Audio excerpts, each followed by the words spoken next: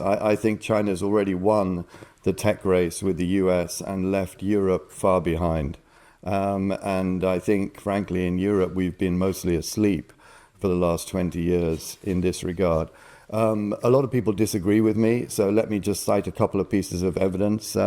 If you look on the website of the ASPI, that's a think tank in Australia, they have something called the China Tech Tracker, and it says at the moment that China is leading the US in 66 out of 74 advanced technologies, and the US is only ahead in 8.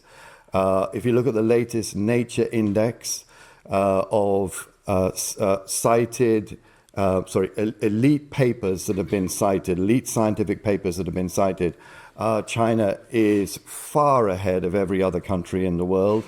If you look at the number of patent applications at the World Intellectual Property Office of the United Nations, China has 1.8 million applications pending, and the US only has 500,000. So I think we can safely say, whatever your perspective on this view, is that China is at least a peer competitor of the United States, and I would say has already won. I would say, the US and China is kind of neck and neck on AI at the moment. I mean, Jensen Huang said recently that he thought China was ahead, and then he retracted that the next day. He said China was not quite ahead.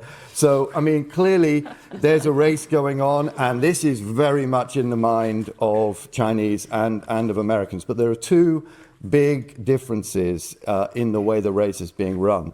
The first is that most of the Chinese AI models that are doing so well, so Kimi K2, the Q1 suite from Alibaba, and some other ones as well, they're all open source, right? Whereas the leading American AI models are not open source. The other crucial difference is that the price of operating the Chinese models is a fraction of the price of operating the US models. So we're talking about 1/10 or less in terms of the million output tokens that you use to judge the cost of operating an AI model. So this is why, if in the case of Alibaba Q1, they've already got 1 billion customers worldwide, and that leaves the American AI models in the dirt. So there's a lot of interesting stuff going on there. I'm not going to call it.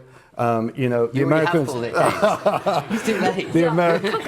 The Americans could come up with an incredible moonshot. That's what Americans do, and they could win the whole thing. Or there could be a quantum, breakthrough that changes the whole model. I'm not going to call it, but it is a fascinating thing to watch.